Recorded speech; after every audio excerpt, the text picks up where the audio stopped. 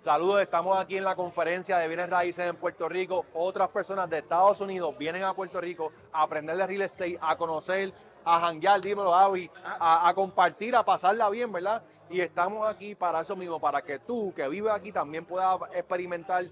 Acabo de una presentación pendiente a ella. But yeah, this whole presentation is kind of my journey and the things that I've learned. So it's 10 lessons from 10 creative deals that I've been involved or done myself here in Puerto Rico. And 36 months is the time that I've been in real estate with my wife Paula over there recording with the phone. So we started 36 months ago practically, and let's share it. The whole objective in here is to save you some time, like hopefully, right? Like you can learn something here, apply it, or maybe just a way to remind yourself like, oh yeah, that was a lesson. Let me put it in practice now because I've learned it, but I forgot it. And so hopefully I could save you a little bit of time or maybe one or two mistakes. For half of the room that you guys are looking to get your first deal, and then for the other half, you guys are already making deals. All right, next one. So I don't know if you can take a look at it, but I mean, there's 10 deals here, right? And these are practically the 10 deals that I've done since I started. And we're gonna go one by one just to give you some of my lessons and learnings from each of one of them. And the whole objective is to be more of a conversation than just me here talking to you guys. So if you ever have a question particularly about one of these deals, let me know and we'll start that conversation. Cool? Let's go. By the way, I used to work at Microsoft in 2020, November 2020. So I'm not, no one in my family is a real estate investor. My dad is not it. I didn't have anyone that I was exposed to real estate.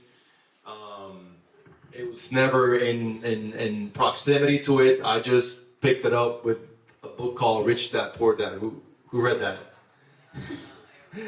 Right? Everyone's read it, right? Right? Yes. Guys, you sleeping on me or what? Let's give it up for this guy right here, man. Putting this event together. Come on, guys. Let's give it up. Cool. So yeah, Microsoft employee in November of 2020. I read a book and said, I think I'm stuck in the rat race. I need to change. I need to try something else. I think I could do more. I think there's more potential inside of me that I'm not tapping into. Let me switch it up, and then this happened. Next. I started in real estate, and I don't think you can appreciate this because I drew it in my. But I just said I am an engineer, so I have to insert a graph somewhere, right? But basically, this is like my mental model of like assets under management and how you grow from zero to whatever it is that your goal is. And in my mind, I'm like, this thing right here, which is the 1M, was probably the steepest or the hardest for me. And then from 1M to a little bit more, it was still hard, but not as hard. And in my mental model, I think from 10 to 100 is going to be as hard as from 0 to 1. And so I kind of like model it out. And to me, it just helps me set expectations of what it, for me, I think it's going to take me to keep growing up that ladder as a game or as a personal challenge in my career. So maybe something that like this could, help you guys out, kind of just set the expectations on half of you guys, which are just looking for the first deal or your first million or that sort of thing. These numbers are in terms of assets under management. So you take your properties, you sum up the market value of those properties, and whatever that number is kind of this graph. Not necessarily the amount of millions you're making a month or a year. Cool. Let's keep going. So this was my first deal, and it was big value add. You guys talked about it. You can do it, Irvin. You can click again. I'll show you what happened before. It ended up being like this. I don't know if you can appreciate it, but it was a 5-unit that I turned into a 7-unit. And it was in my hometown, and that kind of gave me some advantages. Irvin, I think if you put it here, I got it. You don't have to.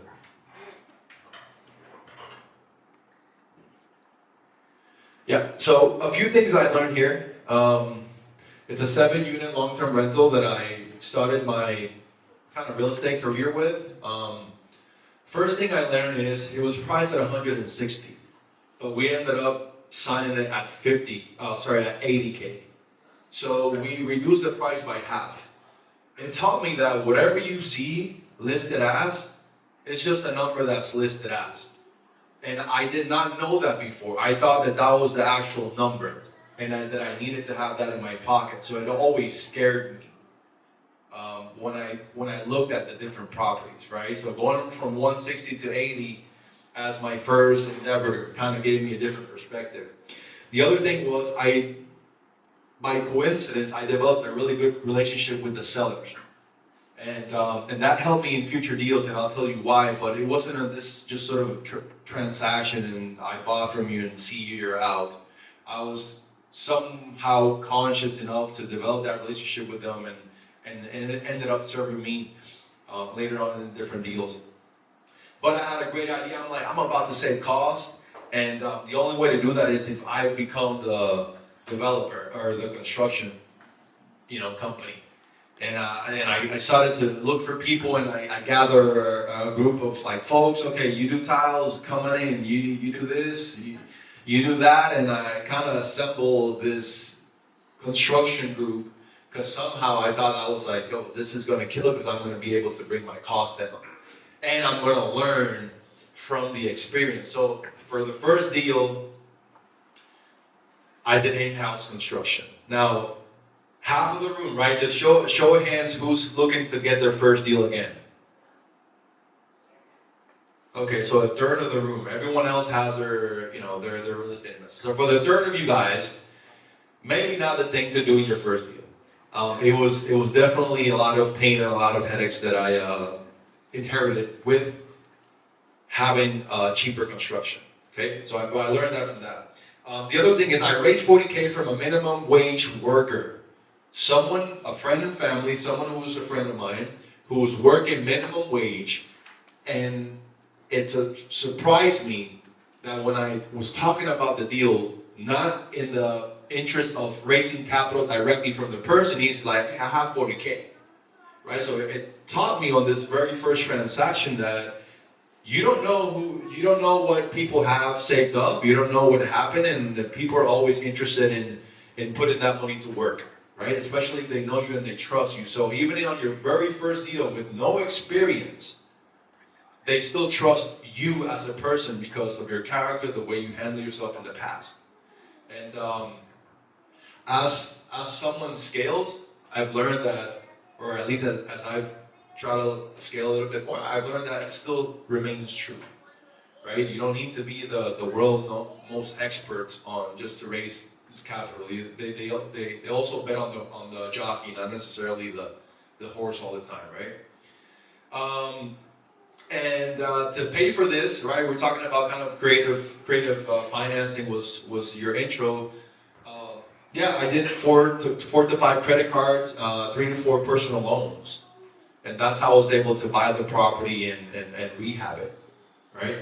And so that was pretty interesting. The other thing was I did a cash out refi in 12 months for 40K. So I raised the value of the property, and then I went to the bank and they gave me a new loan. And I was able to pay off the credit cards, and I was able to pay the personal loan and still pocket 40K tax free as my first deal. And that kind of blew my mind. And so I learned that from it.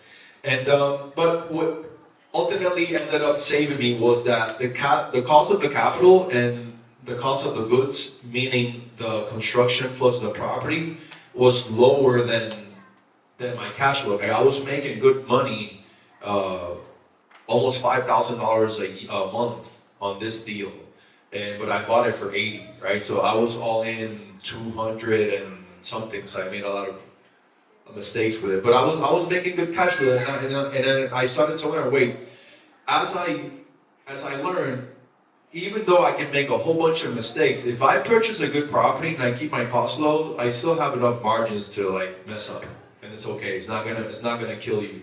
You know that you're not gonna go bankrupt. Because I was still able to refi, and keep some money out. So those were the lessons learned from first deal number one. Cool? Questions? No? Ready. Let's go to deal number two. Yeah, I picked the ugliest ones, for sure.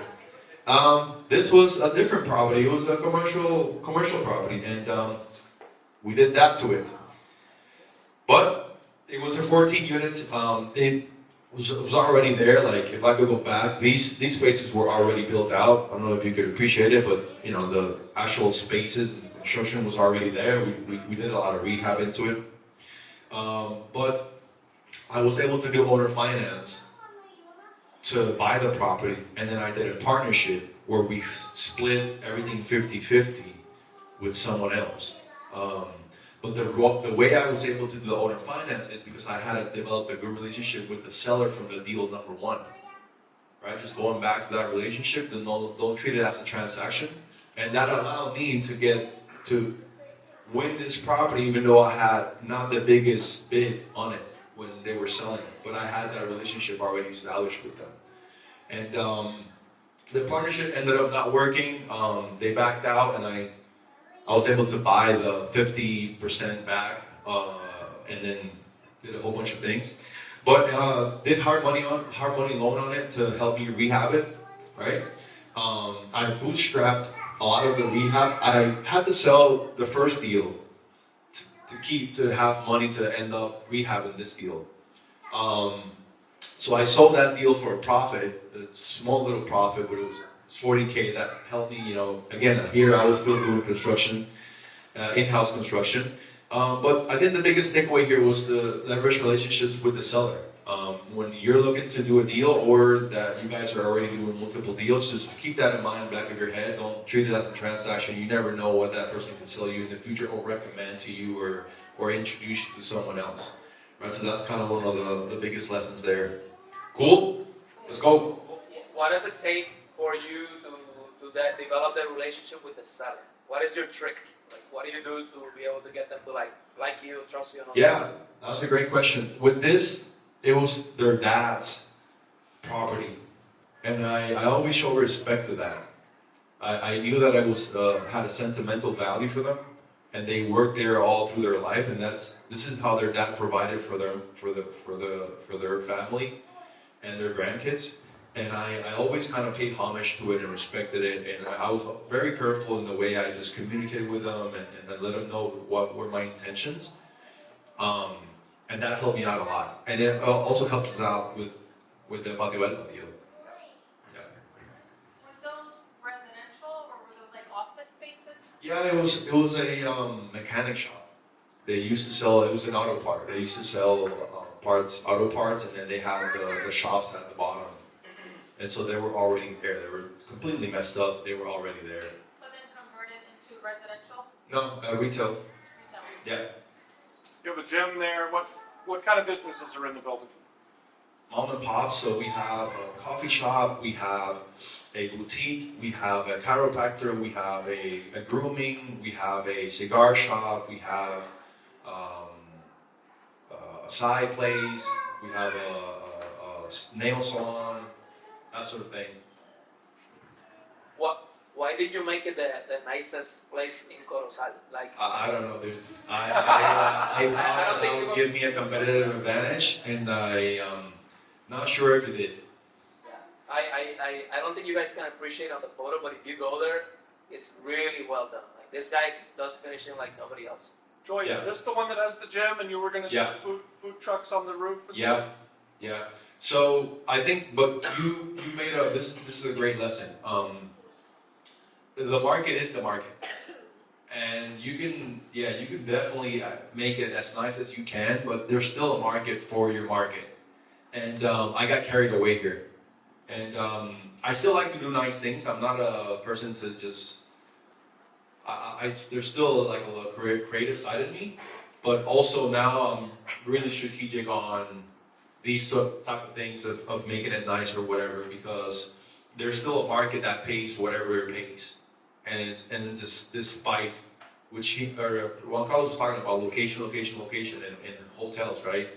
With real retail, there's, a mom and pop shop can only pay so much. right? The business only produces so much. And having the outside payment is not necessarily going to make them two extra or 3 extra revenue, which will allow them to pay more rent. So yeah, it is a good observation. What are your numbers on this one? I bought it for 4. I was all in 1.5.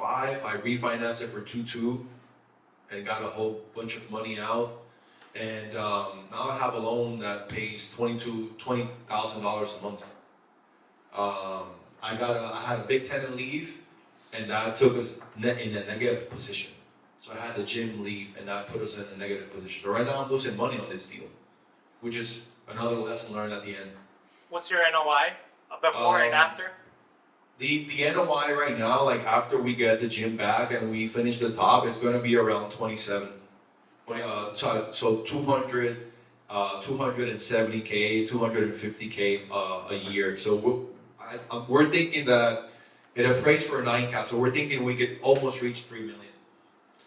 But it also depends, like if we really rent out the top part and do some good stuff there, we can take it to 3.1 mil at a 9 cap.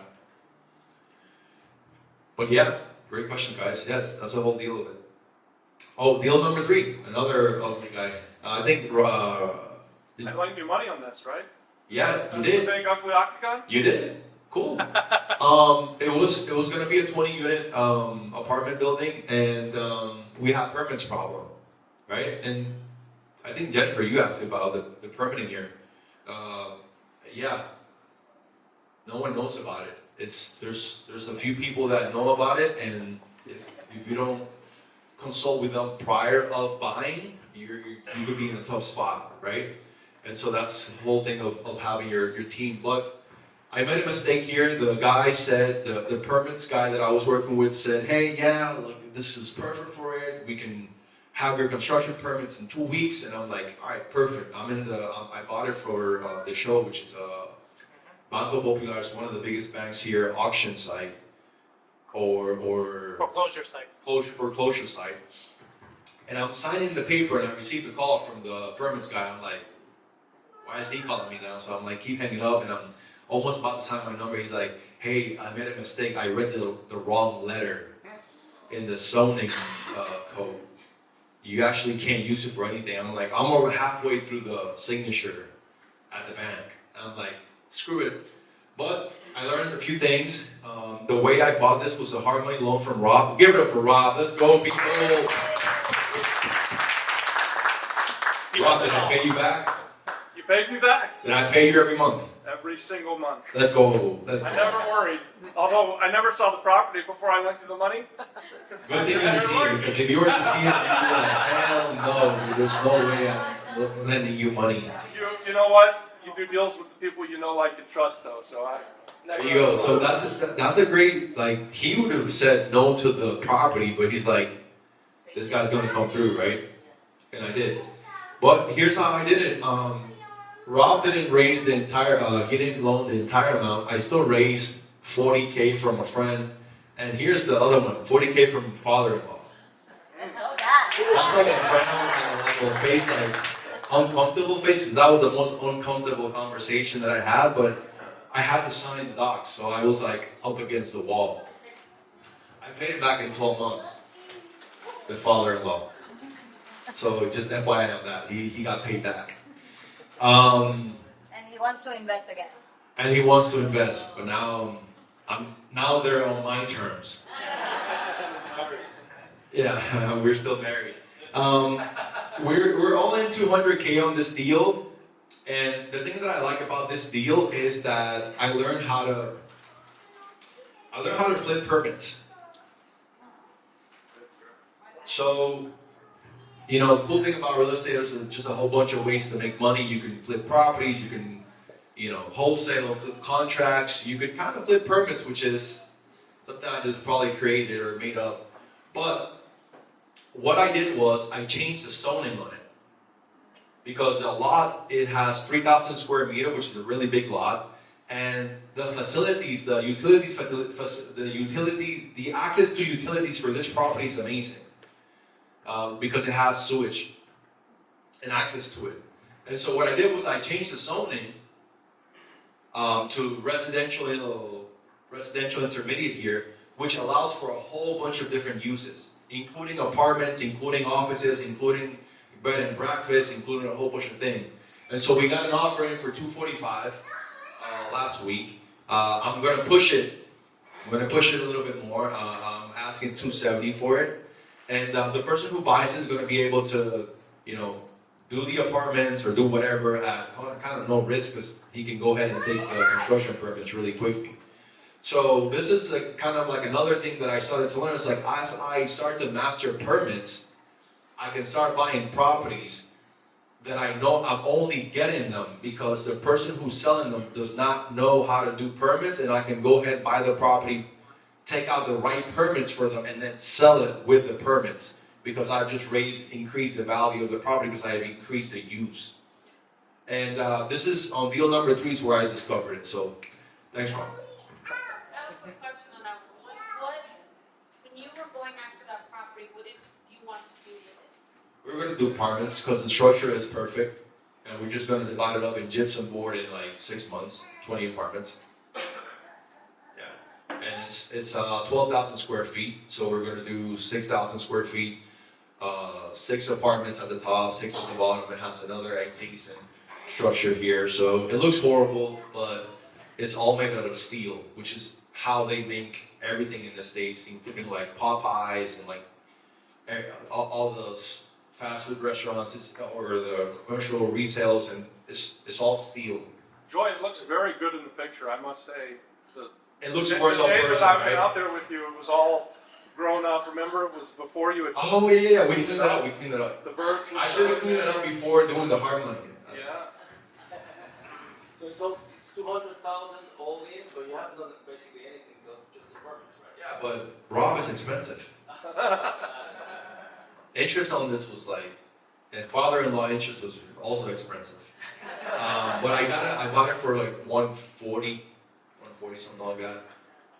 I paid a whole bunch of interest on it, and so I'm still 200 Canadian. So this is in Puerto Rico, this one?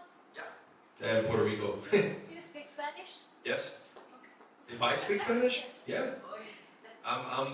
You guys speak Spanish? I could switch it up. I thought these guys were speaking English because. No, everyone else speak English, yes. Everyone else speak English. Hablo español aquí, estoy aquí. All right, deal number 4. There's 10 deals, so I gotta hurry up. These guys are gonna kick me out. This deal is a Vistamar deal. This is Juan Carlos' deal. But the reason why I have it here is it's a short-term rental house in, actually there's history here. This used to be Robbie's house. Robbie, raise your hand. Robbie used to live in this house. Right here. Robbie? Hey guys, I can feel from Hey, a lot. Juan Carlos, did you talk about this already? A little bit. But did you show the picture? No. Okay, Robbie used to live here. He got creative. He's like, yeah, he's a deal junkie. So Juan Carlos leveraged that, made an offer to this guy. Rob agreed with it, owner financed it, and then I had an opportunity, and it was always meant to be short-term rental because of the location. It's beautiful. But I had an opportunity to be part of my first syndication. So what Juan Carlos did, he set up a actual syndication with the SEC and raised capital for it. And that was the first time I've ever got exposed to the structure, the splits, just the language, just the whole thing. And it's not my deal, but I was able to be a part of it by raising capital for that deal, right? And so I learned that I can go onto other people's deals and raise capital for it. And so that allowed me to have an experienced operator, which is not me. I have no experience in short-term rental. I inherited that experience from someone else. It allowed me to have an amazing location, right? I don't have to convince anyone that this is an awesome, cool property that would probably perform. It's in the waterfront. And it's also, there's like a little of a sexiness to it. It's an attractive property. So those 3 things, when I saw that, I'm like, this is the best way for me to practice raising capital. Because I'm not raising capital for me, I'm raising capital for someone else. And so I raised 100K, which is not a lot compared to like what Juan Carlos raised, but it introduced me to it, right? And so sometimes, even though it's not your deal, it doesn't matter like what stage you're at in terms of your portfolio. This could be a good idea. And then in deal number 4, I learned that being involved in other people's deals and raising capital for them is a good idea. I think on this deal in particular, what was really interesting is that, again, I had the mindset of sharing the deal. I also had a feeling that Eduardo was borderline genius, so I had to figure out a way to give him something so that I could acquire his brain power, because he actually spent a lot of hours with me underwriting this deal, and having somebody to bounce ideas, what do you think of this, what do you think of that, it really helped us gain the confidence, because I had like 70% of the confidence, but he was able to give me the other 30% I needed to do the deal, and that's basically doing this deal led us to the next deal. Yeah. Questions with this? Pretty cool, right? Rob? This was a Don's house that he grew up in, Wow. that I bought from his mother on a Wow. lease option contract, so creative finance. And this is another great example of Puerto Ricans throwing the Americans out on the street of their house. You're welcome. This is special, man. We value you as well, and Alan, let's give it up for our guy on the camera, guys. Alan, thank you so much. I mean, it's an honor to be able to be involved in the project. And then I think on this deal too, it's important that when I remember when Robbie ended up finding out what we were gonna do with the property, because I didn't know Robbie at that time, I know his Something family. that, yeah. I told him, hey, listen, one of the purposes of this house is to continue your legacy of doing masterminds, because you used to have a Saturday mastermind every day, and for us, the value of this deal was to apply creative financing, to also be able to leverage a property so we can do meetings just like you were doing. And for us, it was really important not just to do a deal creatively, but also continue your tradition of doing masterminds. Every house has a story, right? And that one's got a That was very. deal makers. That was also. Eduardo Joy used to come to our deal makers and drive all the way from the mountains. Yeah. Deal makers. And we were house hacking that and didn't even realize it, right? Because we were house hacking by having the what was it called? Deal makers. Deal breakfast. Yeah, the deal makers breakfast. And I would just get out of bed at 7 in the morning. They'd cook bacon and eggs and talk real estate. It was awesome.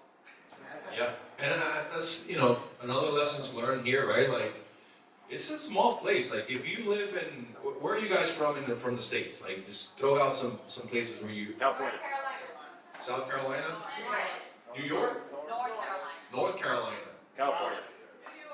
New York. You guys know each other?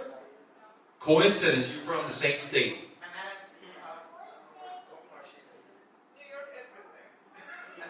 But that's a lesson learned from itself. Like you're at some point you're just gonna start meeting the same people and you're gonna start making deals with them.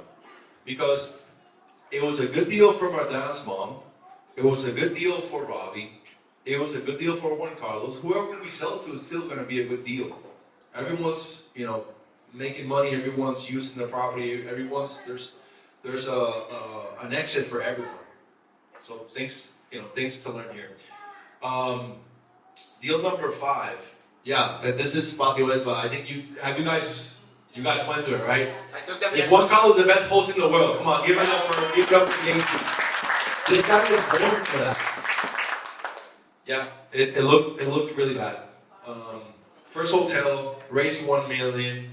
We did a cash flow split and an equity split. So again, this is where I started to learn about just kind of the language and what's offered to investors and what they could potentially be looking for. And people said no, and why did they say no? And people say yes, why did they say yes? And kind of starting to learn what an offering or a financial product can look like and who can it be attractive to. Right, and this is in deal number 5. I started to learn that, but yeah, it's they're going to be making around 10 to 12ish percentage. It could be way more depending on the ADR and all this stuff, but it's a 5-year hold. And again, in-house construction. I thought that I was like a genius for this, but at this time I was like, this is the end. So this was the last time I did an in-house construction. After this, I just shut down the company and said no more. What do you think gave you the confidence to buy this property? I have a couple questions. What gave you the confidence to buy this property in this location? This strategic partnership, this was my biggest takeaway from the deal. I did not have the confidence, I did not have the vision, I did not have the knowledge, the how. I'm an engineer, right? So the problem with engineers, you always already start to analyze, like, how do you do it? And I didn't have any of that. But I did found some really good strategic partners where I inherited that from, right? I was able to kind of steal that knowledge, and so that was the thing that gave me the confidence to say, because I kind of knew the numbers kind of make sense, but if I didn't have someone to bounce it off of and for you to say, yeah, it's a go, I would have been stuck with it. So you were gonna buy that property as a long-term rental potentially, and it was gonna make sense. It was gonna make sense, yeah. It was gonna make sense. And what about, like, what was the hardest part of raising money for that deal? What was the hardest thing where you were having conversations, if any at all? I mean, I think it was realizing that for me, raising capital for this deal, this was the second time I raised capital for the deal, right? Like, with a kind of significant number, which was the 1 million. It was realizing that it's hard. Raising capital takes a lot of action and a lot of work. Despite of the person having or not having capital, despite the person knowing you or not knowing you, you have to follow up. You have to follow up. You have to, it takes action. And I learned it here. So I thought that it was going to be easier. And I noticed, like, well, I still have to talk to people. I still have to do a lot of phone calls and that sort of thing. So I learned that there. But the most important thing I learned for this deal is strategic partnerships. Write that thing up. Like, you can do whatever you want if you have the right partner. Last question. Why did you choose to do friends and family or non-accredited versus accredited? Because you and I had a debate about that. I was like, oh man, that's going to be so painful. And you're like, no, we have to do it. Why did you think of that? Well, I only knew non-accredited. That's the honest truth. I didn't know anyone else. Like, the people around me, my friends and family and my circle, were all non-accredited. And I knew that I had enough people already that knew about what we were doing to raise the capital pretty fast. And we raised it pretty fast. The first M was raised in a month, something like that, a few weeks. So, but that's because of it. Why do you ask that question? I'm curious. No, because that's how you saw it, but I remember on our conversations you were saying, no, I have to give people opportunity to invest. We have to give people opportunity. I think at that time, we were hearing Grant Cardone talking about how he did his fund and he wanted to give access to people, to common people to invest. And to me, I was like, I remember saying, dude, we can do that when we become like Grant Cardone, but right now we're not Grant Cardone. We're like just two guys trying to conquer the world. Like, and I think we were both right. I think you were right, and I think I was right. I think that both were true. And looking back at it, I think that, it was way easier trying to find some accredited investors. But I also kind of knew that it was way harder because of the location and the property and our track record. And I also knew that as we keep doing more and more deals, we're going to get way more volume with non-accredited investors than we are with. But I think both are true. Dude, That's the beauty of it. I can tell you what's really crazy about this particular deal is I don't know that I would have bought this deal. I probably would not have bought this deal for sure. And I don't think you would have done a hotel either, right? There's no way this deal would have happened without like having totally complementary skill set. Because I remember when we bought this deal, I had no idea of the treasure that we had. We had like all these architectural elements. We had this centennial tiles that are absolutely incredible. We have this, the arches. Yeah. We had all this architectural like gem. Yeah. And when we bought it, I even told people when I went back, when you finish construction, I was like, wow, I didn't know we had this treasure. So it was really lucky that like there's no way we could have done this without each other. Yeah. Who has already properties here? Raise your hands. Have you done partnerships before? No. Yes. You guys have? Yes. How did that work out? Well, the property that we have here is currently under rehab, but this is my partner. So you guys are partners. Yes. Cool. And who else? Partner with X. Okay. You're partnering here or wherever? Every property I own, Every I have property. partners. You have partners. I have multiple partners and only one gone bad. Only one? Only one. Same? Yeah, bad experience. No bad experience. So, what's stopping you two guys? Is it just exposure to it or what? Well, we have exposure to it, and the engineer that made it, but he's totally silent and Okay. I just paid him back after the profit. Okay, but he put in the money. Yeah. Well, I put 200, put 100. Okay. That's good. Exposure. Yeah. Exposure. Yeah, but now I know you, I know Pedro, JC. Yeah. That's the thing about being in these types of rooms, right? And that's partly why we're here, is because we can get that exposure. And it's not as common, unfortunately, here in Puerto Rico.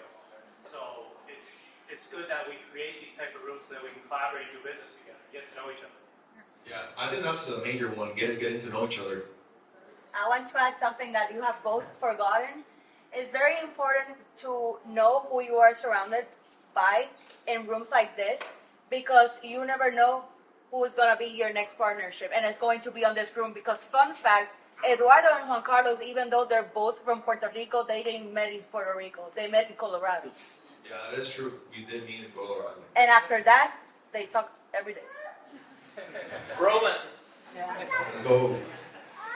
Deal number 6. 6 units. I had sort of similar problems with it. I bought it and it had permits problem. And I went to court and won because they took too long to respond. Let's go, government! Woo! Let's go!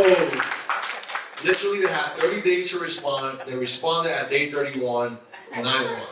So my permits are legal, and we raised $320K for it at 6% annual preferred return plus a 50-50 equity split, which translates to around 23% return.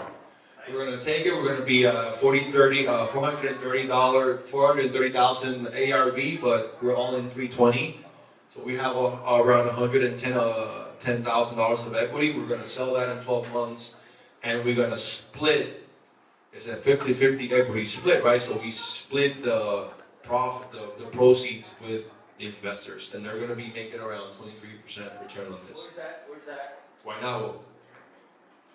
Yes. Be careful with Guaynabo. Who here has property in Guaynabo? I flipped it.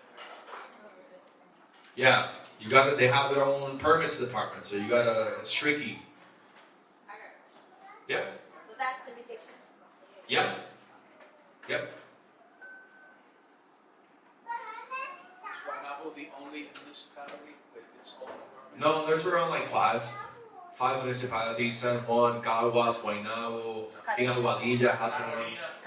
Carolina has another one. There's like 5 or 6. But when they do, they look at all the permits being submitted to their local municipality. And then if they have something to say or whatever, they'll go ahead and raise their hands. Rob, you went to this property. You got scared away as well, right? That's This was a scary one. Fair. So I don't like to buy the stuff where it chops my head off walking into. Yeah. That's most places. Rob saw this and he ran It's away. a few, yeah. How does it look now? Same. But we have permits and we have a beautiful construction sign right in the middle of it that says allowed to construct rehab, which we didn't have before. But power of brand. I raised the capital in I did a video and raised the capital. It's not a lot, but we did it with a video. So that was pretty fast. Deal number 7, another ugly one. This one is in Añasco. This is by the way, this is what we, started, and this is how it's looking right now. So if you can't tell, it's looking a little bit better. That's a great 16 project. units. I like that one. You like that one? Let's go. That one- First one, Rob likes. Let's go, people. Why do you like this one, Rob? That's a very Let's look at inside Very the mind of a conforming. hard money lender. Yeah, it was Why do you a like this one, Rob? conforming, easy deal, right? It's in a very good area. The building is built like a tank, so You should see it now. Now you're high gonna really like ceilings it. on both floors. It had been flooded with the storm, right? Like You got flooded. got flooded, but it's Deal number 7, though, right?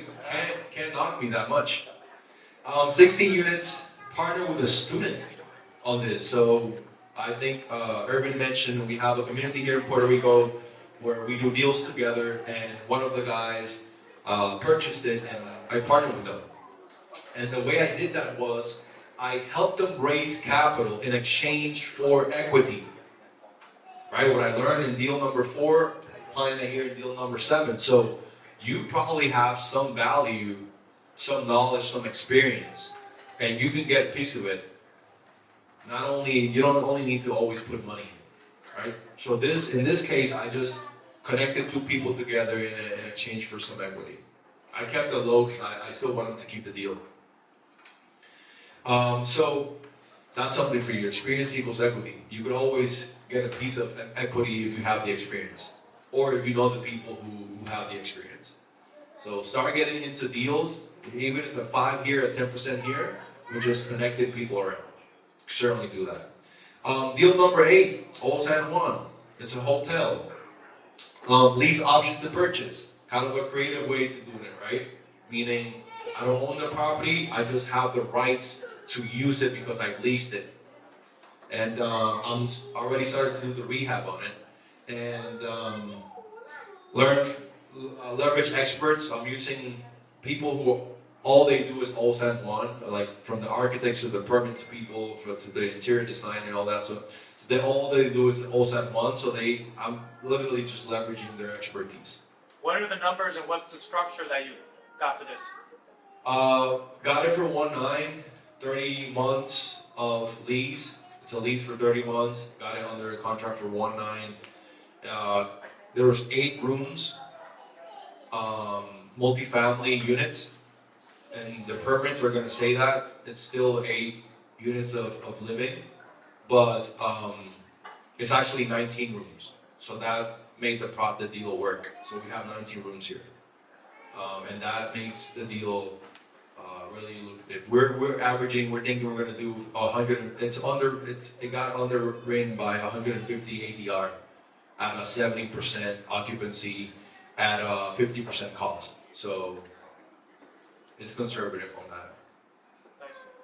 And it's in San Sebastian. Who's here been to the streets? Let's go!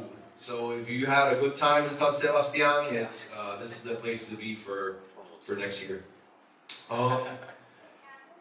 I put value in intangibles. There's some things that are not necessarily tied to money, like relationships and people and experiences, that also consider when you're making a deal, not only because of the cash flow that it returns. In this case, we have both, but I probably would have still be interested in doing something like this. The other thing is how it removes competition. Old San Juan is a hard place to rehab, and so there's not a lot of competition there. So whenever you look at hard, that could be a possible niche for you, or that could be your competitive advantage, because there's not a lot of people willing to do it. This is how we split it. It's a 6% preferred return, plus 50-50 equity split, plus the incentives. When you add it up, it's above a 15% return for the investors on this deal, and they get to enjoy the property as well in Old San Juan. So that was deal number 8. I learned here about the Puerto Rico incentives. Like, I really started to learn about not only the hotel incentives, but the 185 Tourism. private funds, Puerto Rico private equity funds. and I'm stacking both here. I'm stacking the private Puerto Rico private equity fund, which is Law 185, with the tourism incentives, which takes it up a whole bunch. And yeah, the team is really important. So I'm building this amazing team to help me with this property, right? It's just not be by myself. Last deal, or almost last one, is a 30-unit long-term rental. I'm buying it from the government. What I've learned on this deal is the government is slow. Been trying to buy it from them for the last 24 months. Back and forth paperwork. Hopefully, we'll be able to get it done this month. Let's see. But also, the bigger, the simpler. Like at the end of the day, it's just price per unit. And in Puerto Rico, we're buying at $10,000, $15,000 per unit. What are you buying now, Rob, for long-term rentals? For what? What's the question? Are you what's your price per unit for long-term rentals here in Puerto Rico? On like a guest house, we're trying to be at $100,000 a day. No, not a guest house. Long-term rental, like Section 8. Long-term rentals? We're still probably buying at around 10 to 20,000 a door, and then There you go. putting in 10 roughly the same amount Yeah, same. per door. Yeah. So yeah, if you're all in 40K, you're still making all in 40K. You're still making good money. I mean, depending on the municipality, you could rent it for $700, $800 a month. Section 8, which is just a guaranteed paid check. So price per unit, like when you look at these big properties that are like 30 units, whatever, just at the end of the day, it's just simple. How much are you paying per unit? And I kind of started to learn that in this deal. Sometimes you see this big like 80, there's not a lot here in Puerto Rico, but when you see like an 80 unit building here in Puerto Rico, whatever, you're like 5 million, you're like, oh, how do you underwrite that? It's just same thing, price per unit. Keep it simple. And then this deal, which is pretty cool, what I learned on this deal is that it's an office commercial real estate, is that not all deals fall through, right? Some deals, something happens where they don't fall through, and that there's sharks in deep water. So the bigger the deal, the other party has probably a different mindset, more knowledge, more experience, more money, more legal capabilities than you are. And we had a violation in the contract, and it was really hard to get our money back. I mean, we got lucky, but we could easily not got our money back. And yes, we could still win, right? But it would have taken months or years to win it. And so we just have to be a little bit careful when, I don't know if in the States it's the same thing, but at least here, keep an eye out before doing a deal like this. You have to make sure that you're really going to do it, because you could lose the money. Or at least get it, held up for a long periods of time, which is almost kind of like losing it. So yeah, my experience so far, this is kind of a recap of it. AMU does not equal Ferraris. Okay, you see a lot of like assets under management. You could have a lot of assets under management and still be losing money. Cash flow does, right? Like you just make sure that positive is there. Like when I started, I still kind of hold victim of it, but you see a lot of people with like big AUM numbers, like. Does it mean something? Maybe yes, maybe not. All right, especially for the people who are starting here. But cash flow definitely does. Another lesson that I've learned in the past few months is that like what Pedro was saying, it's a business. Real estate is a business. So the basic unit of business still applies, which is what's your cost of acquisition, and then what's your like lifetime value of your customer. Or how much money can you make during the lifetime value of it. And so if you take the same principles and you just apply it here, you have, what is that, engine? You have this thing COC, which is like cost of capital. Don't go to Robbie and ask Rob, what's your COC? And if you just make sure that that's below your cash flow, you're going to be ultimately in a safe zone, right? Like at the end of the day, there's a cost related to buying something, and the capital has a cost. And I think when I started it, I didn't kind of realize it. I didn't look at it like that. It's obvious now, but in the beginning, I didn't really assign it to it. But as long as your cost of capital remains, below your cash flow, I think you'd be in a good spot. Also, the price does not matter. There's a little star there because maybe it matters a little bit. But if you're cash flow positive, it doesn't really matter like what you pay for the price. I mean, the deal or the money's in the structure, kind of like a few of the people already say this. I always heard it, but I'm like, I don't really understand what you mean. But it is kind of in the structure because you can pay whatever price, but like Morby says, if you pay it for 200 years, that monthly payment is going to be so low that the price of the asset did not really matter. But the cash flow does matter. So don't get hung up on the price when you're negotiating. Just make sure that you're positive on the monthly installments. In-house construction, the pain of having it outweighs the cost savings. So that's what happened to me. I'm no longer doing that, but maybe you guys have a different experience. This is just my experience. I have a question. Did you sell that business then? No, I just closed it. Just close the business? Yes. Buy low makes it dummy proof. This is specifically true in the beginning, right? When you're just gonna make a lot of mistakes, so make sure you buy it at a good enough number where you can make those mistakes and not die. Especially in the beginning. Number 7, capital raising for other people allows you to practice. Keep it in mind, there's a whole bunch of people here making deals. You guys are going back to the States. Maybe you can practice. Get on Pedro's deal or Juan Carlos deal or Rob deals or whatever deal and practice like that, right? It's not your deal. You're leveraging operator. You're leveraging their experience. You're leveraging everything. It's just the easiest way to raise capital, and I should say to practice. And then it's kind of what I'm applying now is like to go from 10 million under management to 100 million is I think I have to master a niche, and that's where like I'm focusing right now. Just picking one thing and just getting good at that one thing, like one asset type and just doing that, or one location and just doing that. That's what I'm doing right now. And then the last one is the game. I think the game at the end of the day is just capital raising, like because all of these things matter when you don't have capital. You have to just get really creative and all that. But once you have access to capital, you can actually just buy the best property, and your cost of capital is lower than your cap rate or your cash flow, and ultimately you just be fine. You just have to sit and wait.